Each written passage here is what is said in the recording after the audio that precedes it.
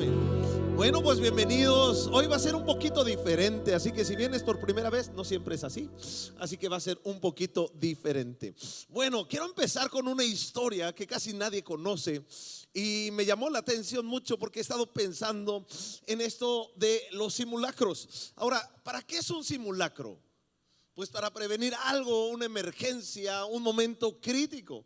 Es decir, si tienes un simulacro, puedes preparar un momento que te va a ayudar a saber la respuesta. Ahora, hay un simulacro que se estaba haciendo en los Estados Unidos. Hay algo que se llama el Comando de Defensa Aeroespacial de América del Norte, NORAD, que se une con Canadá, que desde el tiempo de la Guerra Fría se estableció para proteger la parte norte del continente, Estados Unidos y Canadá, de algún ataque, de alguna cosa. Y con el tiempo fue bajando un poco de presupuesto, pero el 11 de septiembre del 2001 ellos tenían un simulacro. En esos días Rusia había empezado a hacer algunas maniobras en la parte norte del Polo Norte, desde la parte del Polo Norte, y entonces aprovecharon el momento y estaban los comandantes, tenían preparado un simulacro. El simulacro era la entrada de unos aviones rusos, era lo que estaban simulando, unos aviones rusos por el norte, bombarderos, pero aparte estaban viendo una escena también del secuestro de un avión, que ese avión llegaría a Cuba. Entonces estaban todos citados para el simulacro. Entonces algunos empiezan a llegar ese día temprano a sus instalaciones y de repente, tú sabes qué pasó el 11 de septiembre, ¿no? Cambió el mundo, ¿no? El ataque con los aviones que se estrellaron, 2 en las Torres Gemelas de Nueva York. Entonces de repente a la central de controladores de vuelo y de emergencias llega la noticia: han secuestrado un avión. Entonces todo este equipo que estaba preparándose para un simulacro, ellos dicen: oye, esto parece muy real. Ahora sí nuestro simulacro está como muy real de alguna manera. Y lo primero que empiezan a decir ¿es real o ficticio? O sea, ¿ya se adelantó una hora el simulacro o ya es real, ¿no? Y empieza la información: es real. Ellos en ese momento tenían un secuestro. En el primer momento es lo único que se tenía, el primer avión secuestrado. Entonces ellos no saben qué hacer y la primera reacción es levantar el vuelo de algunos aviones que estaban para esto. Pero quiero que sepas esto: ellos empiezan a preguntarse, ¿es real o es práctica? Entonces dicen: es real. Entonces, con todo esto empieza a ser un momento de una crisis impresionante ese día, porque de repente encuentran este avión secuestrado.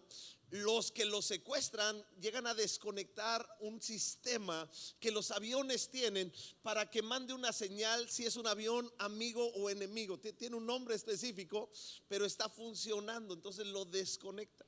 Después se estrella este primer avión y viene la noticia: hay otro avión secuestrado y hay otro avión secuestrado. En ese momento, en el espacio aéreo de los Estados Unidos hay 3,000 aviones volando. Imagínate, entonces el primero ya se estrelló. A los ojos de todos y muchos que estábamos viendo la noticia, pues vemos cómo se estrella el siguiente avión. Ahora imagínate la crisis, ¿cuántos más? Hay otro y empiezan a ver y no responde este. O sea, hay una crisis enorme. Empiezan a tratar de bajar los aviones, empiezan a tratar de seguir algunos aviones sospechosos, porque si ya van 2 se van a estrellar. Y bueno, viene el tercero sobre el Pentágono y uno cuarto, que siempre el cuarto ha quedado en duda realmente lo que pasó. Me tocó ver porque pues me gustó la historia. Entonces empecé a ver y me puse como hora y media a leer todas las comunicaciones que ese día hubo, por lo menos un tramo de comunicaciones entre la torre, porque se volvió un documento público, porque en Estados Unidos hicieron un análisis del 11 de septiembre. y ellos tenían una duda si este simulacro afectó la operatividad para anticiparse a los hechos que pasaban. Es decir, que por estar haciendo un simulacro se tardaron, pero la conclusión que llegaron es que este simulacro ayudó porque como ya estaban listos para hacerlo, rapidísimo estaban en el aire ya algunos aviones siguiendo y tomando ideas para controlar las cosas. Es decir, los simulacros funcionan. Los simulacros nos ayudan a estar preparados para momentos críticos. Amén. O sea, todos amén, pero dije, ¿y para qué es esto, verdad? Ahora quiero hablarte algo muy especial esta mañana. Como cristianos hay fundamentos, hay momentos claves. Es decir, el nacimiento de Cristo es un momento clave. Es necesario, Dios se encarnó, el verbo se hizo carne, es Emmanuel, Dios con nosotros. Entonces es importantísimo, es el inicio de la redención. Nosotros mismos con nuestros pecados no podíamos tener salvación, no había una manera de ser salvos, pero en el infinito amor de Dios, Dios dio a su Hijo Jesucristo, Dios se hizo carne, y es tan importante el nacimiento de Jesús. De hecho, es tan importante el nacimiento de Jesús que tenemos todas las festividades en una temporada que más que una fecha está celebrando un acontecimiento. Dios vino a este mundo, Emmanuel, Dios con nosotros. No, Dios se hizo carne. Pero tú y yo lo vemos, aún lo vemos marcados en las fechas de nuestros calendarios. Viene Semana Santa, ¿no? Y Semana Santa que celebramos la crucifixión de Jesús, esa parte de la redención en Cristo Jesús, que Jesús llevó nuestros pecados y pagó por ellos. A los 3 días celebramos el domingo de resurrección, es decir, la muerte no pudo retenerle, y celebramos la resurrección, es decir, la victoria sobre la muerte de Jesús. Y como creyentes siempre nos anima todo eso, ¿no es cierto? Entonces estuvimos en Alemania, ustedes saben, y me llamó la atención. Alemania es un país que se ha alejado mucho de las cosas de Dios en general, aunque hay mucha gente con convicciones bien profundas.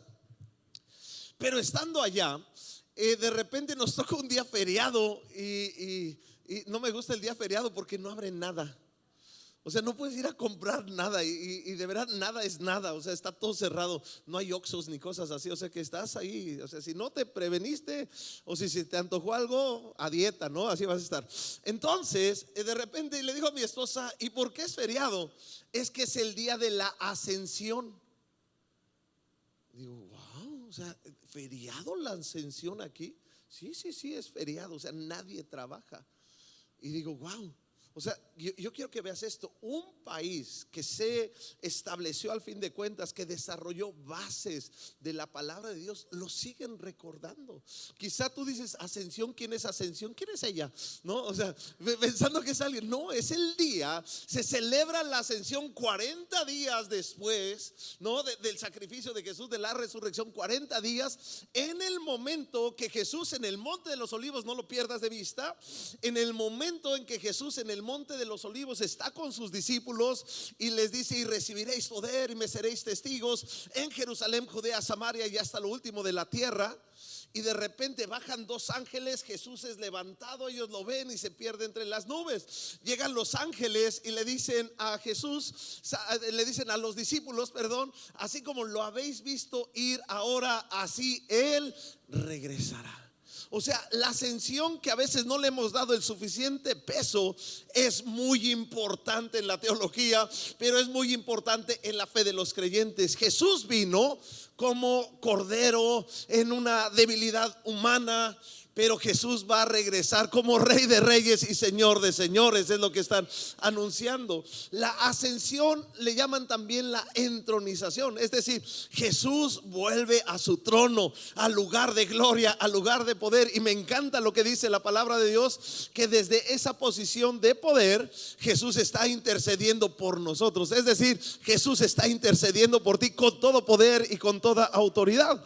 Entonces, la ascensión es importante.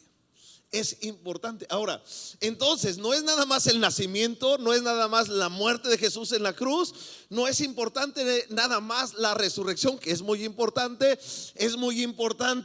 la ascensión de Jesús para tomar esa posición de Rey de Reyes y Señor de Señores. Pero nos queda la siguiente parte.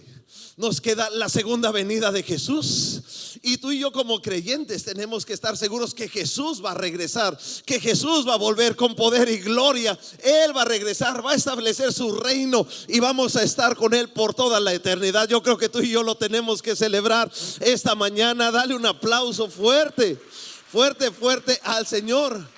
Es decir, no sé si nada más nos quedan claras todas las demás cosas, pero como creyentes tenemos que estar claros que Jesús va a regresar. Ahora, no sé si esto empieza a hacerte como cortocircuito en la cabeza, porque dices, bueno, Jesús va a regresar, ¿será una fábula? ¿Será un simbolismo?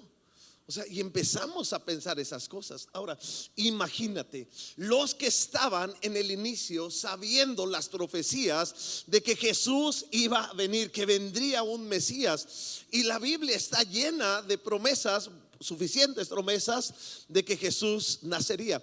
Hay la historia, cuando vemos Navidad normalmente en el libro de Lucas, de dos personas que me llaman mucho la atención, siempre son como mis favoritos en esa historia. Es un hombre llamado Simeón y una mujer llamada Ana. Y estas personas son de edad muy avanzada, pero ellas están anhelando ver al Mesías. Y Dios les permite ver al Mesías, porque era la profecía por cumplirse.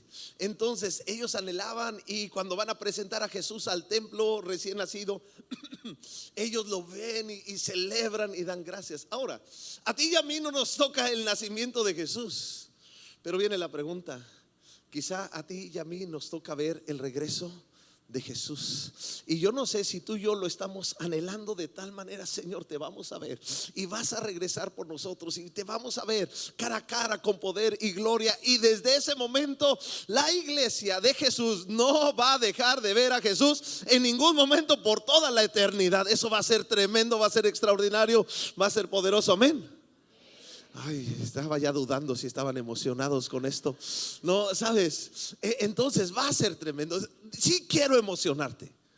Va a ser tremendo, va a ser extraordinario. Sabes que vamos a ser transformados. Ya no habrá más llanto, ni más tristeza, ni más dolor. Ya olvídate de esas canciones, cansado del camino. O sea, ya va a ser puro gozo, alegría, la presencia de Dios. Cero enfermedad, cero. Va a ser algo tremendo.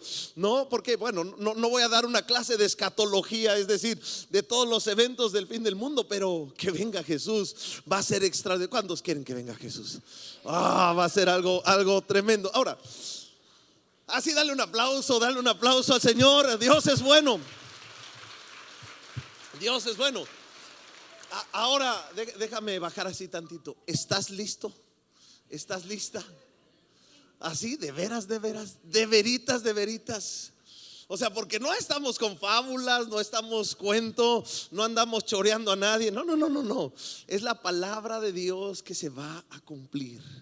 Así como se cumplió todo lo que se ha dicho, se va a cumplir. Jesús regresa. Quiero ponerte en un escenario. El libro de Hechos, esto que vimos de la ascensión, por eso es importantísima la ascensión. Jesús está con sus discípulos en el monte de los olivos, ¿ok? ¿Dónde está Jesús? O sea, no lo pierdas de vista. Monte de los olivos. ¿Dónde está el monte de los olivos? En Israel. ¿Dónde está el monte de los olivos? Literal, en Jerusalén.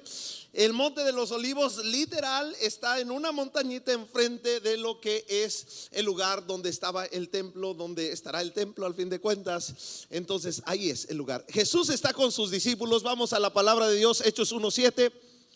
Y Jesús les dijo a sus discípulos, son sus últimas palabras. Jesús está por ascender al cielo y les dijo: no os toca a vosotros saber los tiempos y las sazones. Muy importante, el tiempo, ¿cuándo es? ¿Es esta generación? ¿Es la que sigue? No sabemos. Pero el Padre, la sazón es que el Padre puso en una sola potestad, en una sola autoridad. Solo Dios sabe.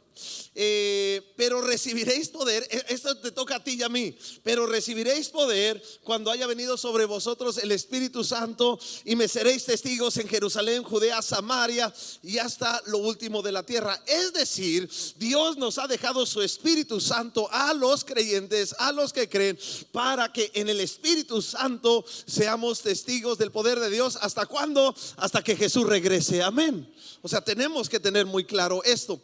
Ahora, y habiendo dicho estas cosas, viéndolo ellos, fue alzado, le recibió una nube que lo ocultó de sus ojos. Súper importante.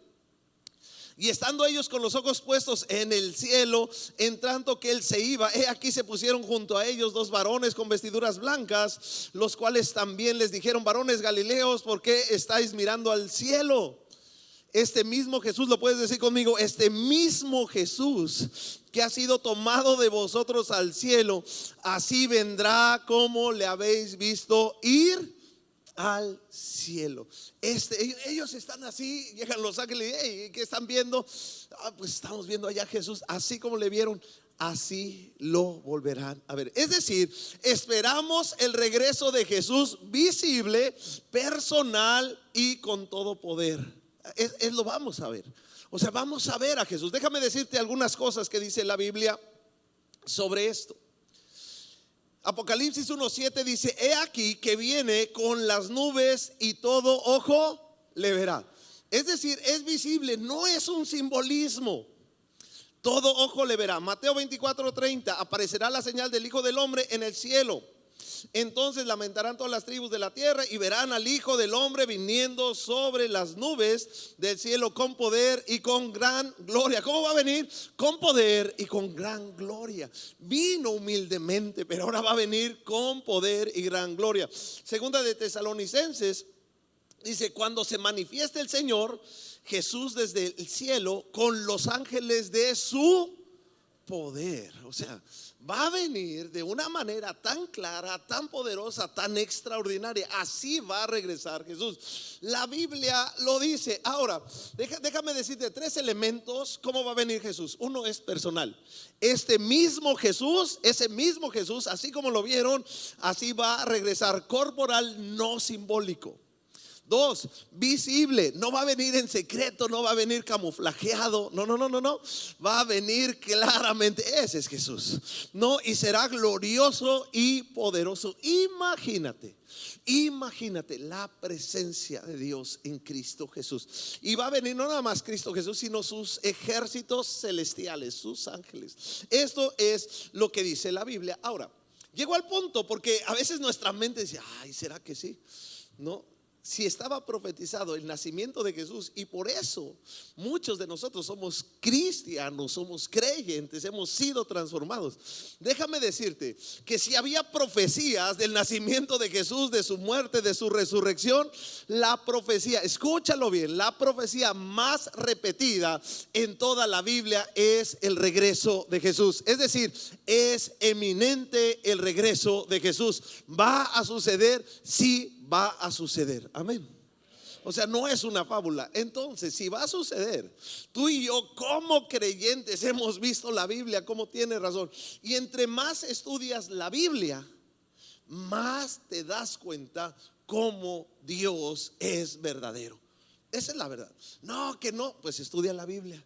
No, que se me hace que no, pues se me hace que no. Ve las cosas. Yo voy a decir una que otra esta mañana. Ahora, vamos a esto.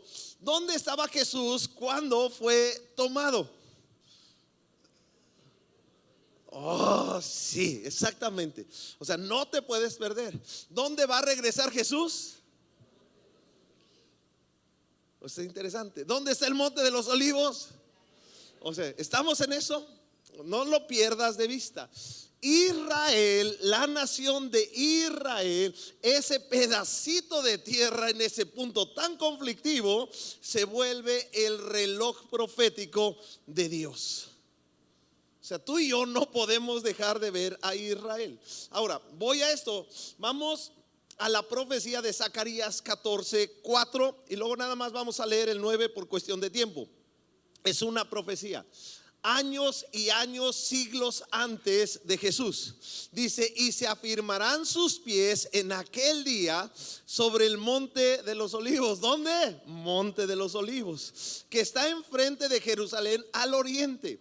El monte de los olivos se partirá por en medio hacia el oriente, hacia el occidente, haciendo un valle muy grande, y la mitad del monte se apartará hacia el norte y la otra mitad hacia el sur. Versículo 9. Y Jehová será rey sobre toda la tierra.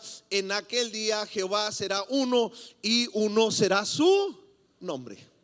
¿Dónde va a regresar Jesús? En el monte de los olivos. Quiero que veas una foto. O sea, esta foto no está truqueada ni nada. Yo tomé esa foto.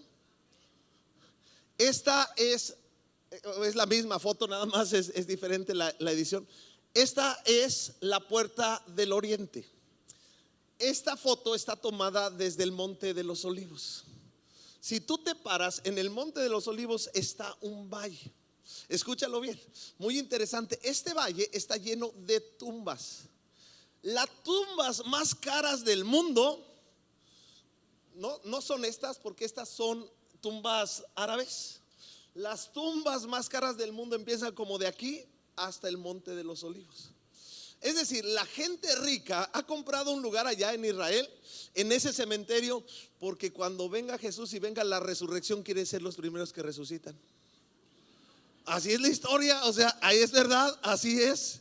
Y está lleno de tumbas, en las tumbas más caras, porque quieren ser los primeros que resucitan cuando venga la resurrección en Cristo Jesús. Ahora, esta puerta está cerrada hasta el día de hoy.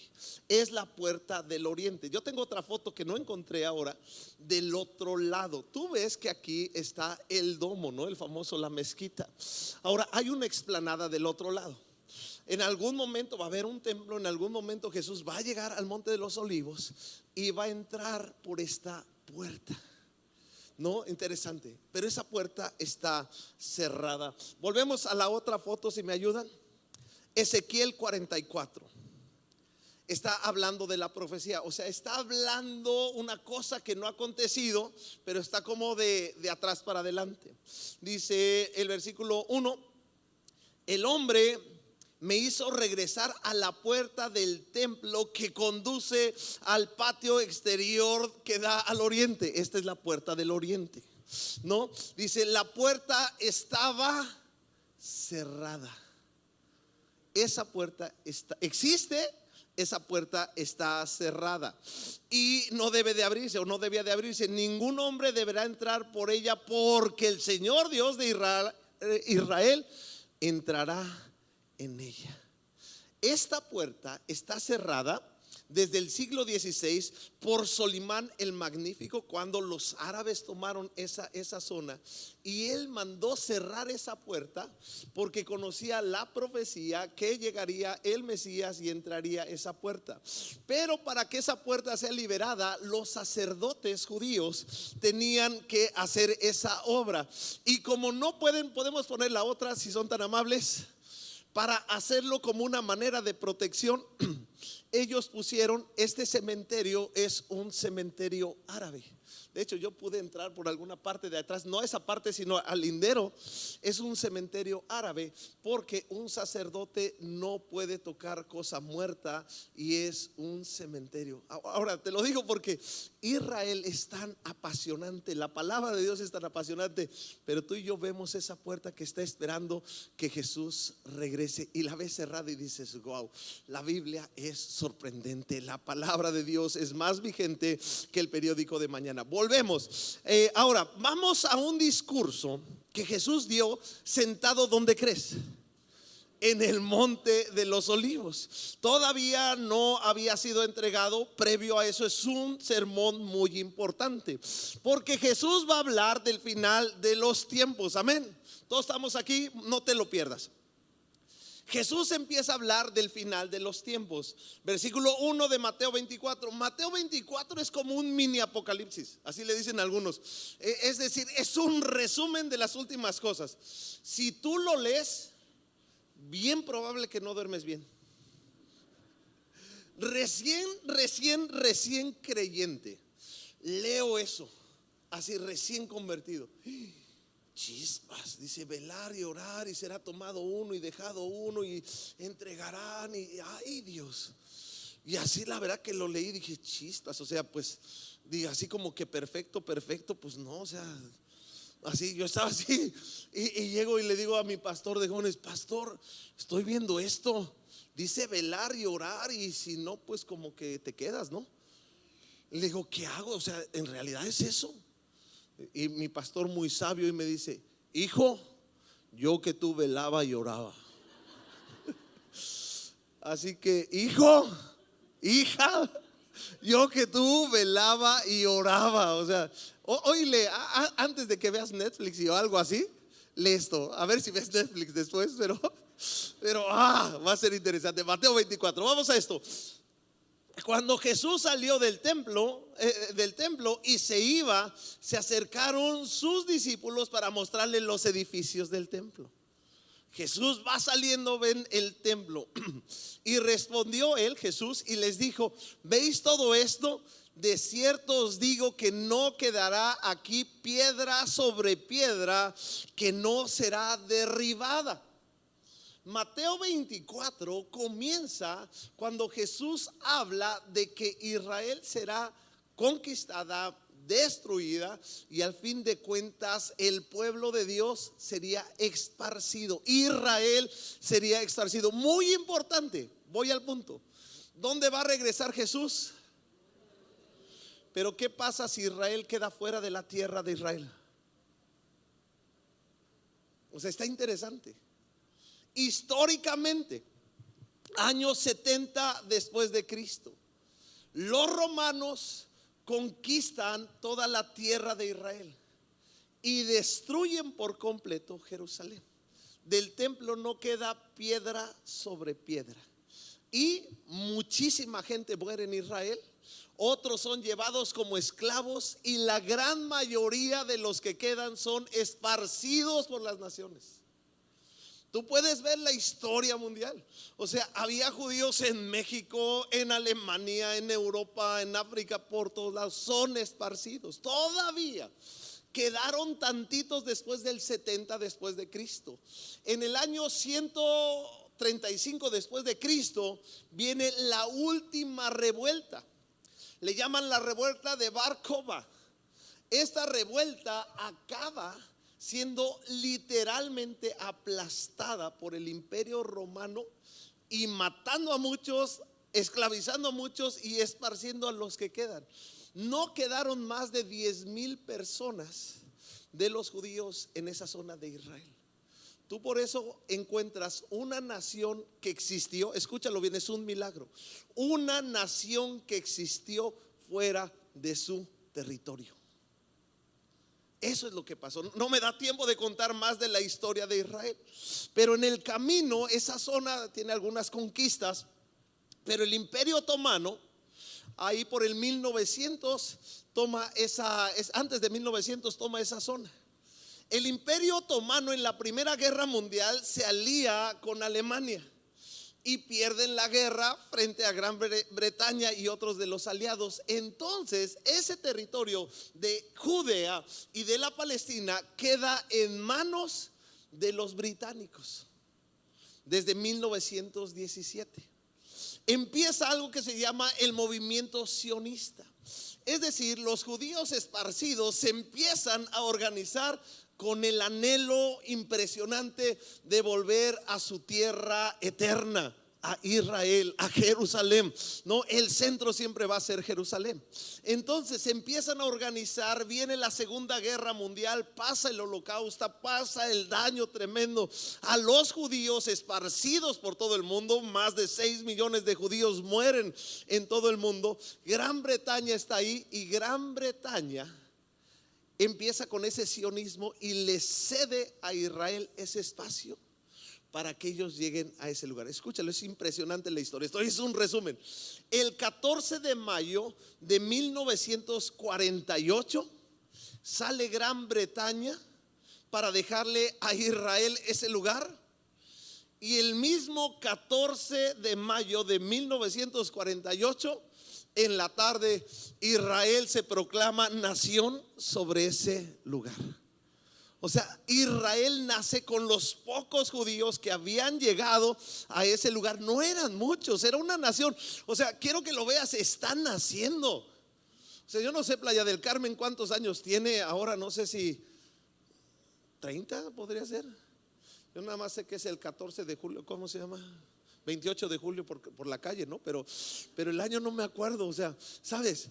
Y los países árabes, el 15 de mayo, un día después que Israel se proclama como nación, Egipto, Jordania, Siria, Irak y Líbano atacan la nación de Israel para desaparecerla.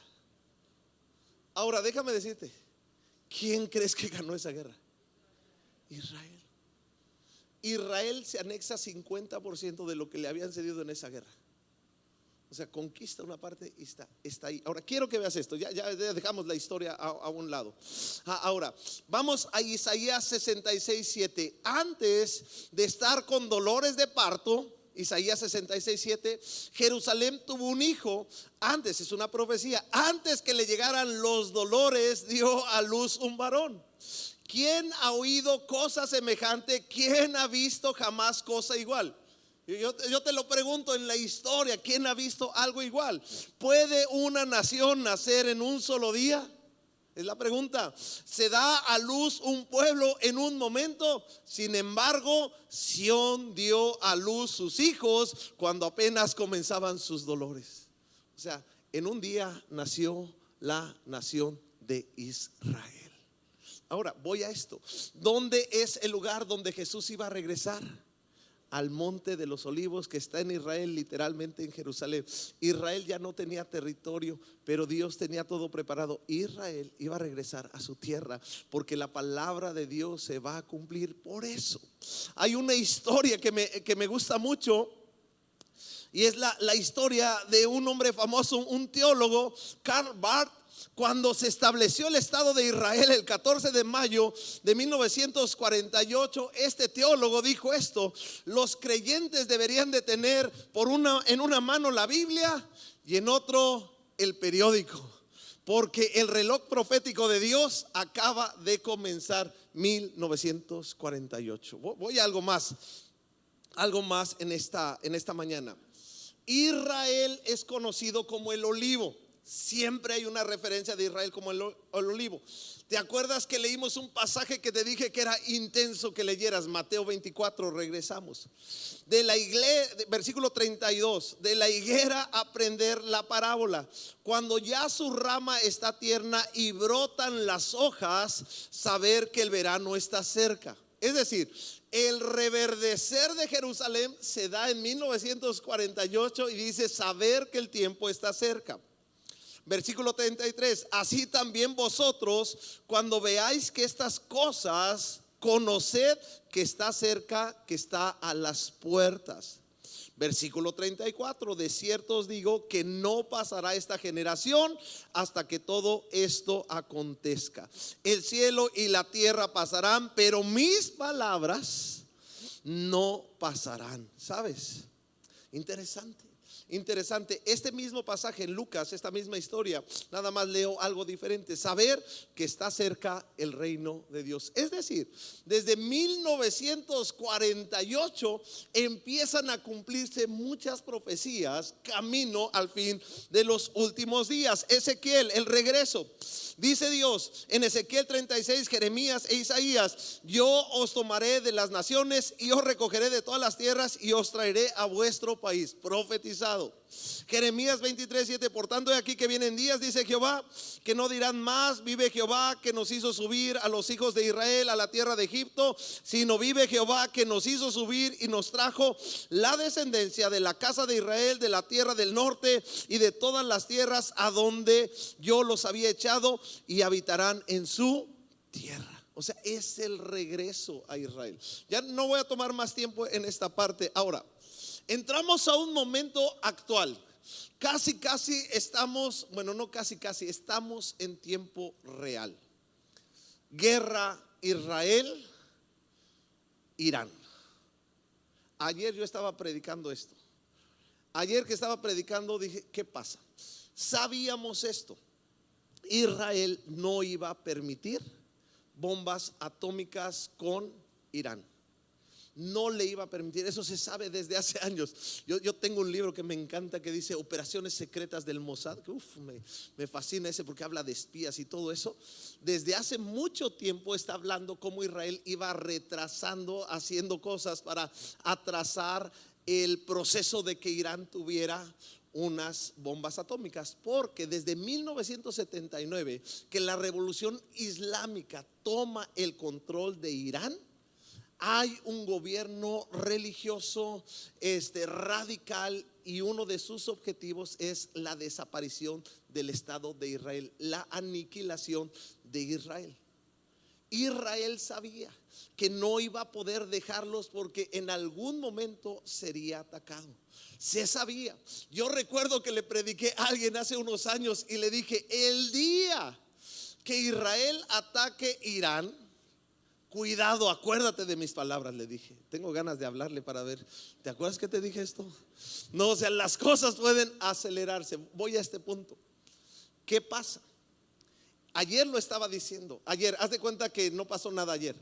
Ayer en la predicación dije, bueno, esto puede ser que caiga el régimen que está ahora dirigiendo este país, se levante otro, las cosas se arreglan y se suavizó todo. Ayer estaba diciendo en plena predicación, dije, pero cuidado, si Irán toma el estrecho de Hormuz, lo toma y genera un conflicto porque por ahí pasa el 20% del petróleo del mundo, va a haber una crisis porque el precio de la energía va a subir, del petróleo, y eso no le va a gustar a muchos porque va a descompensar las cosas, va a haber una crisis económica. Y déjame decirte algo, Irán no es el favorito de muchos. O sea, como que Irán no tiene tantos amigos, pero es muy útil. Entonces es una situación. Irán puede hacer enojar aún a los que están a favor de ellos si hace eso, porque va a perjudicar a sus vecinos, a sus medios amigos, en todo eso. Dije una cosa, pero si Estados Unidos manda sus aviones, sueltan la bomba de 14 toneladas sobre la base nuclear que está bajo de una montaña a 70 metros, y Estados Unidos es el único que puede soltar esa bomba porque es el único que la puede transportar, el único que la tiene, la posibilidad de que este conflicto se escale es enorme y no sabemos qué va a pasar. En medio de la predicación me mandaron un chorro de mensajes. Israel, digo, Estados Unidos aventó la bomba, pastor. Salí y todos enseñándome así el celular. Dije, qué bueno que prediqué esto este fin de semana. Me siento tan bien de haberlo hecho. Porque ¿sabes qué? Tú y yo tenemos que estar preparados por si esto toma otro camino y empezamos a ver con nuestros ojos las profecías cumplirse una a otra. No estoy diciendo que va a ser así. No estoy diciendo que no va a ser así, ¿me entiendes? O sea, bien puede ser que no, puede ser que caiga el régimen, que cambien las cosas, pero puede ser que se complica. Sale el secretario de las Naciones Unidas ayer y diciendo, no, esto complica las cosas, esto trae una tensión mucho mayor a todo esto. Sabes, Irán geopolíticamente es muy importante, no es un país aislado, hay poderes moviéndose, está Rusia, está China, está Norcorea, hay muchas cosas alrededor. Entonces tú y yo tenemos que tener en un lado la Biblia y en otro viendo el reloj profético que es Israel. Amén. Amén, está bien. Ahora quiero decirte, en este escenario, ¿qué hacemos? ¿Qué hacemos en medio de este escenario? Ahora, voy a decir una cosa. La Biblia dice que oremos por Israel, pero la Biblia dice que oremos por los demás, que oremos por las demás personas. Y déjame decirte algo impresionante de Irán. Irán tiene la iglesia más creciente de todo el mundo. Desde que llegó la revolución islámica en 1979, la persecución ha sido severa sobre los cristianos, los poquitos cristianos que quedaban en Irán, poquitos que quedaban, eran muy reducidos. Pero en estos últimos 20 años, escúchalo bien, la iglesia ha crecido en Irán mucho más que los últimos 1300 años. Hoy se considera que pudiera haber entre 800,000 creyentes perseguidos, súper acorralados en Irán, a 1,000,000 de creyentes. No hay iglesias como esta porque no puedes tener una reunión como esta. Todas son secretas, todas son en casa. Perseguidos, han muerto pastores, han sido encarcelados. Sacaron un Nuevo Testamento y dijeron: esto no lo pueden tener ustedes porque lograron traducir el Nuevo Testamento a su lenguaje. No lo pueden tener. Pero en vez de detenerlo, causó más curiosidad y muchos empezaron a buscar. Pero es un lugar perseguido. Pero hay una iglesia en Irán que está creciendo como nunca antes. ¿Qué debemos de hacer como creyentes? Déjame decirte una lista de oración. La primera, orar por la paz de Israel. Claramente la Biblia nos lo dice. Salmo 122:6, pedir por la paz de Jerusalén. Sean prosperados los que te temen. Tú y yo, la palabra de Dios dice: oremos por la paz, oramos por la paz de Israel. 2, orar por la salvación de Israel. Punto interesante. Para que haya salvación eterna de alguien, necesita creer en Jesucristo. Jesucristo es el camino, Jesucristo es la verdad, Jesucristo es la vida. El que tiene al Hijo tiene al Padre. Voy a decir algo bien difícil, bien complicado. Creer que existe Dios no es suficiente.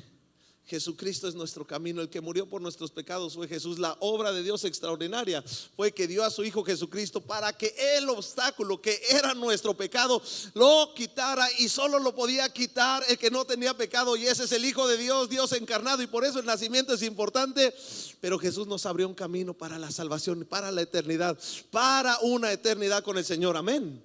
Entonces tú y yo tenemos que orar por la salvación de Israel. Ahí está, muchos conocen al pastor Benjamín Crepusman y su esposa. Están en Jerusalén, están predicando de Jesucristo ahí. Difícil, complicado, pero oremos que en estos tiempos muchos se conviertan. Ahora 3, orar por la iglesia en cada lugar y por los creyentes. Santiago 5:16, orar unos por otros. La oración eficaz del justo puede mucho. Tú y yo tenemos que estar orando en esta temporada. La oración del justo puede mucho. Es decir, no porque está lejos, no porque va a pasar lo que va a pasar, porque a veces nos tomamos esa posición: no vamos a orar. Señor, vamos a orar. Es decir, tu oración cuenta. Voy a decirlo de otra manera: tu oración marca la diferencia. Tu oración va a provocar algo de Dios en esto. Tenemos que orar. Efesios 6:18, con toda oración y súplica, orando en todos los tiempos. Sabes, con toda oración, con todo tiempo, cada vez que te acuerdes, ora.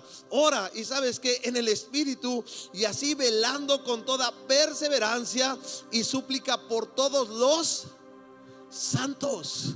Hay creyentes en Irán, hay creyentes en Rusia, hay creyentes en Norcorea, a veces lugares súper difíciles. Hay creyentes. Tú y yo tenemos que estar orando por ellos. Señor, que resistan. Señor, dales la habilidad, protégelos. Señor, dales la palabra, dales el momento, que convenzan a alguien de tu poder y de tu amor. Sabes, Colosenses 1:9. Así que también nosotros, desde el día que oímos, no cesamos de orar por vosotros. Hay creyentes en Irán. Tenemos que levantar una oración por la iglesia, por los que están ahí, y déjame decirte, por los que van a conocer de Jesús en estos tiempos, en ese lugar. 4, orar por las misiones, orar por los misioneros, orar por la obra, orar que la palabra corra. Mateo 9:38, el Señor, rogad al Señor de la mies que envíe obreros a la mies. Hay obreros ahí. Hay obreros. Oía la historia que estaban sacando ahora por este momento unos misioneros de Irán, pero muchos siguen ahí. Unos amigos nuestros en una red misionera estaban extrayendo en estos momentos de un lugar complicado a los misioneros ahí. Pero ellos ya tienen sus contactos, tienen sembrada iglesia en esos lugares. Colosenses 4:3 dice: orar también por nosotros para que el Señor nos abra puertas para la palabra. ¿Sabes? ¿Hace cuánto que no has orado? Señor, bendice a los que están ahí, dales facilidad, dales la oportunidad, dales una palabra de poder. Tú y yo, la Biblia dice eso. Creemos en Jesús que vino, ¿no es cierto? creemos que Jesús regresará, ¿no es cierto? En tanto vamos a orar para que todos conozcan. De hecho, Mateo 24 dice: hasta que sea predicado el evangelio en todo lugar, Él va a regresar. Será el fin, Él va a regresar. Él va a regresar. Qué interesante. Déjame decirte algo más. Primera de Timoteo 2, 3, 4. Esto es bueno y agradable delante de nuestro Salvador, Dios nuestro Salvador, el cual quiere que todos los hombres sean salvos y vengan al conocimiento de la verdad. ¿Cuál es el anhelo, el ánimo de Dios? Que todos sean salvos, cada soldado, cada gobernante. Me llama la atención tanto, ¿sabes? Espiritualmente hay unas batallas impresionantes. En el libro de Daniel, Daniel está orando y se tarda la respuesta. Y Daniel, llega el ángel y dice: ¿sabes qué? Es que el príncipe de Persia, no sé si sabes dónde está Persia, Irán. Nada más así como para ponernos en el escenario. El príncipe de Persia se nos opuso, pero ya vencimos, ya estamos aquí, ¿no? ¿Sabes?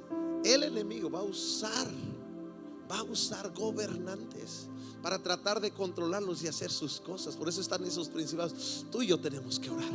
Tú y yo tenemos que estar orando. Tú y yo tenemos que clamar a Dios. Dios quiere que todos sean salvos, los gobernantes, aún una persona que esté haciendo muy mal. Dios quiere salvarla. Romanos 10, 14. Pero ¿cómo invocarán en aquel en el cual no han creído? ¿Y cómo creerán en aquel que no han oído? ¿Y cómo irán si no hay quien les predique? Wow. Dios quiere la salvación, es decir, que la palabra de Dios corra, que la palabra de Dios esté por todos lados. Tengo que terminar esta mañana. Ahora, esta es la guía de oración. Quizá la ponemos ahí en estos días en la página para que puedas tomarlo como una referencia para orar estos días, para orar de aquí a que Jesús regresa. Ahora, como personas, ¿qué debo de hacer? Yo creo que sea como sea, el tiempo de Jesús está más cerca que nunca. Sí vemos señales, sí vemos señales. Esta era una señal interesante, vemos señales. Ahora, déjame decirte algo. Segunda de Corintios 13:5. Examínense para saber si su fe es genuina. Pruébense a sí mismos. Sin duda saben que Jesucristo está entre ustedes. De no ser así, ustedes han reprobado el examen de la fe genuina. ¿Qué debo de hacer como creyente? Aparte de orar, verdaderamente Jesús es mi Señor. Verdaderamente Jesús es mi Señor.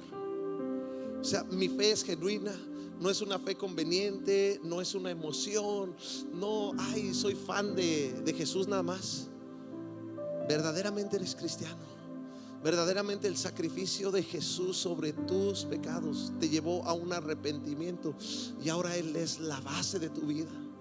No eres perfecto, es un proceso en nuestras vidas, pero Él es tu Señor y tu Salvador.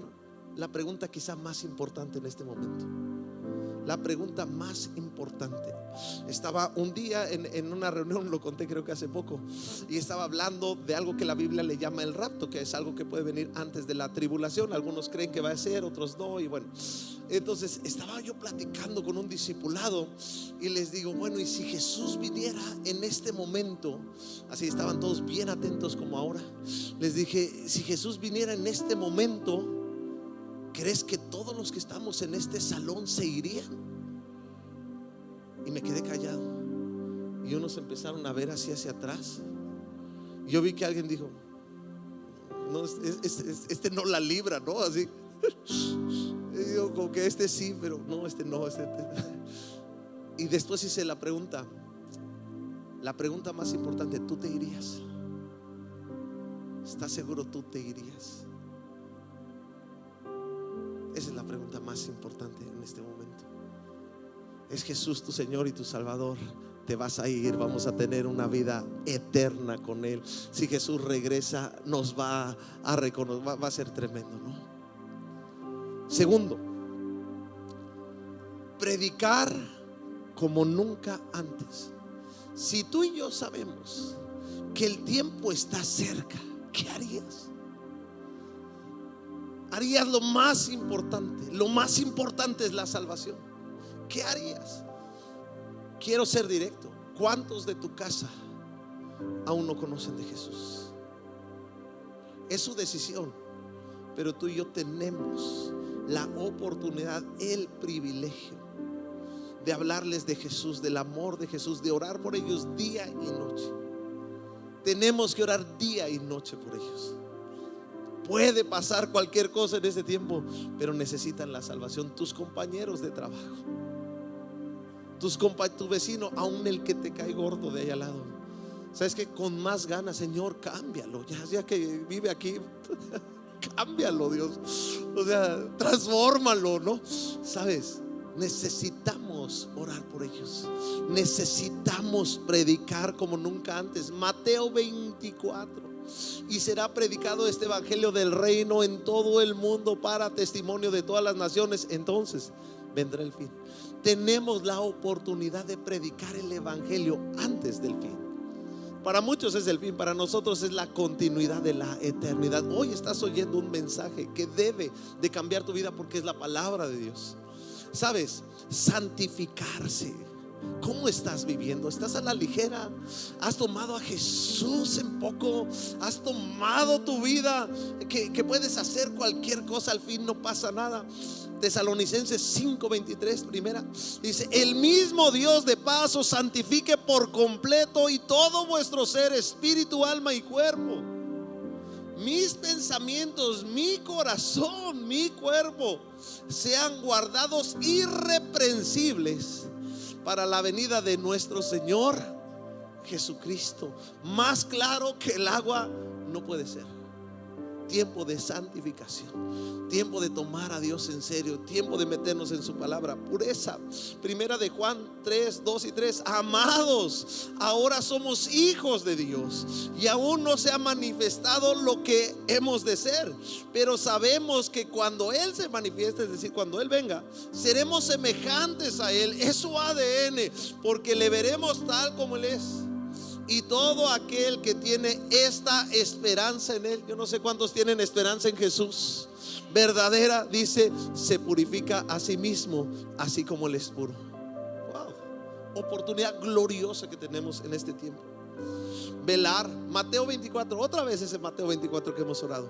Velar, pues, porque no sabéis a qué hora ha de venir nuestro Señor. No sabemos el día y la hora. Nadie lo sabe, nadie te puede decir. No sabemos. Él va a llegar, dice, como en un momento así inesperado. Perseverar. Mateo 24, ¿te acuerdas la base? Ese versículo que Jesús le predicó a sus discípulos. Otra vez Mateo 24: mas el que persevere hasta el fin, este será salvo. Wow. Perseverar, no nada más iniciar, perseverar. Yo creo que hoy tú y yo tenemos que decir: Señor, voy a perseverar.